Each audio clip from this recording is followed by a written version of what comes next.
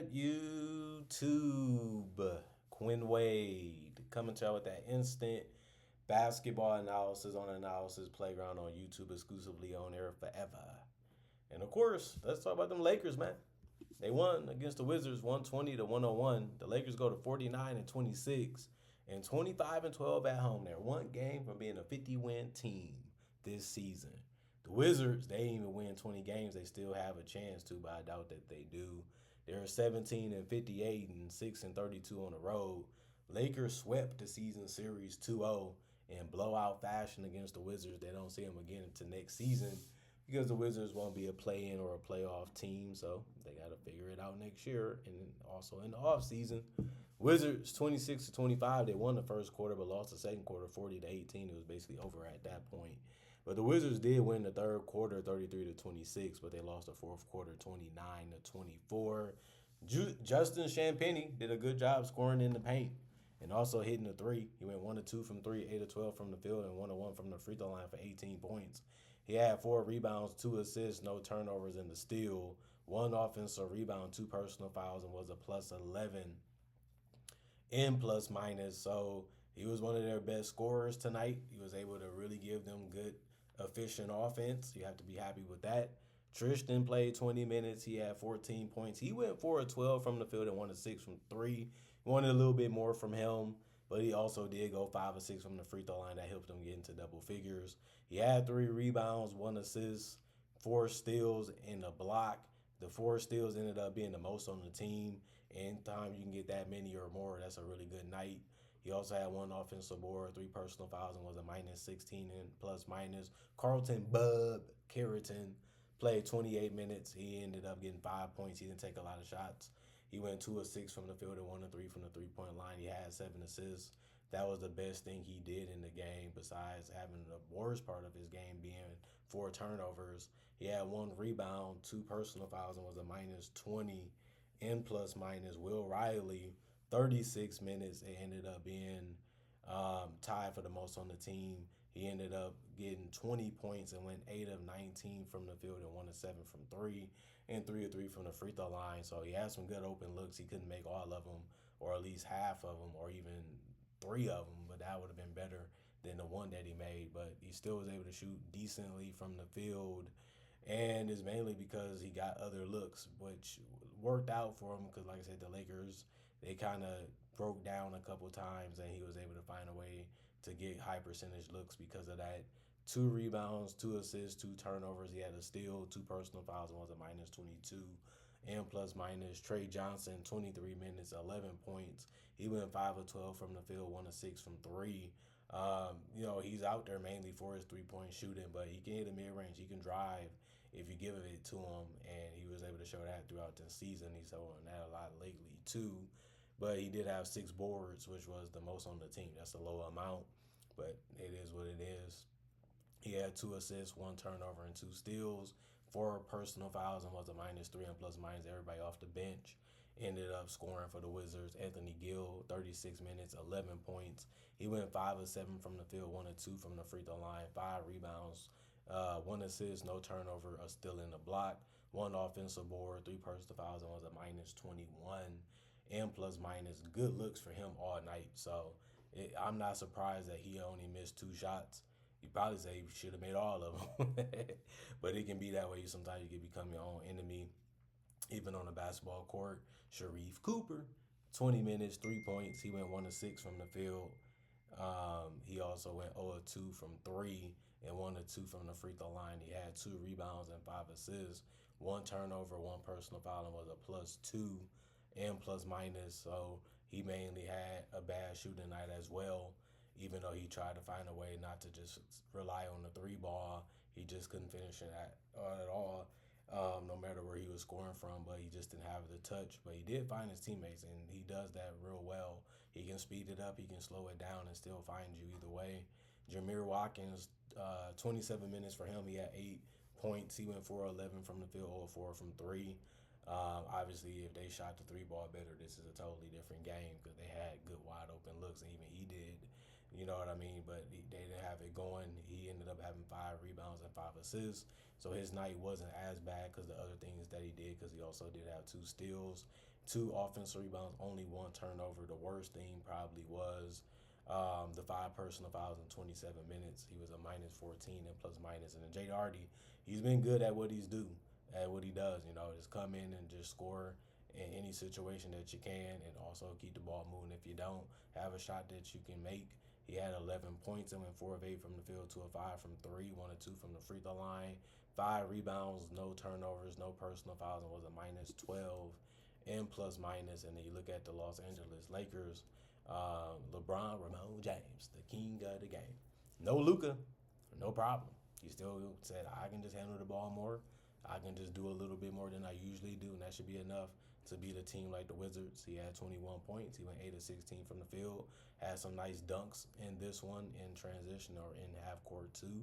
He also hit the mid ranges also. He also went 1 of 3 from 3 and 4 of 6 from the free throw line. He had 10 boards, 12 assists with the 21 points. He also had 4 turnovers and 1 block, 1 offensive rebound, no personal fouls, and was a plus 25 and plus minus. Rui Hachimura ended up playing 26 minutes. He had 14 points. He went 6 of 10 from the field, 1 of 3 from the three-point line, 1 of 2 from the free throw line. A good bucket getter for them. If you leave him open, he's going to hit the mid-range or finish around the rim or even hit the 3. So he's a good scorer when he's open, and that's what he's there to do. He did have 6 rebounds, no turnovers, 2 personal fouls, and was a plus 9 and plus minus. Jake LaRavia played 28 minutes. He had 4 points. He went 2 of 3 from the field. He had 3 rebounds, 2 assists, no turnovers, 3 steals, and a block. The 3 steals was the most on the team. You got to contribute some way, and at least he was able to make that happen. He had 3 personal fouls and was a plus 23 and plus minus. DeAndre Ayton hit a nice fadeaway. That was good to see late in the shot clock.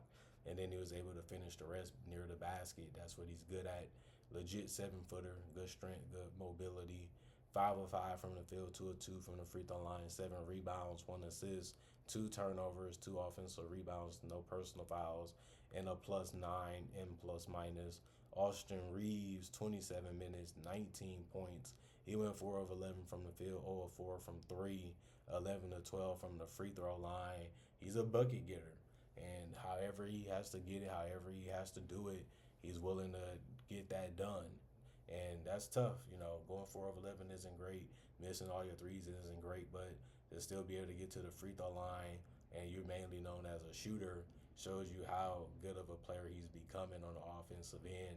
And getting to the free throw line ain't nothing new for him. But to get this many attempts is really good. 3 rebounds, 9 assists. The 9 assists ended up being another great thing about his night, but he did have 5 turnovers, got a little stuck, got a little predictable sometimes. And NBA players are going to make that play on the ball, so he ended up coughing it up a little bit. 1 steal, 1 offensive board, no personal fouls, and a plus 6 and plus minus. Jared Vanderbilt ended up going 1 of 3 from the field, missed his only 3, and went 2 of 4 from the free throw line. He did have 8 boards, which was the most off the bench, so at least he had a real good impact somewhere on the court since he didn't have it going for him in scoring. 1 assist, 1 turnover, 1 steal, 2 offensive rebound, no personal fouls, and a plus 5 and plus minus. Drew played 6 minutes. He had 1 rebound and an assist and no turnovers. He also had 2 personal fouls and was a minus 8 and plus minus. Dalton Connect, 4 minutes. He missed his only shot, which was a 3. He had 1 assist, no turnovers, and a personal foul and was a minus 8 and plus minus. Jackson Hayes kept getting open by rolling hard to the rim or running right to the rim and then catching and finishing. And that's all he had to do. He went 8 of 8 from the field. He made a 3 also, which is something that you don't see from him all the time, but he was able to get it done today. And then he went 2 of 3 from the free throw line. He had 7 boards. He can do that too.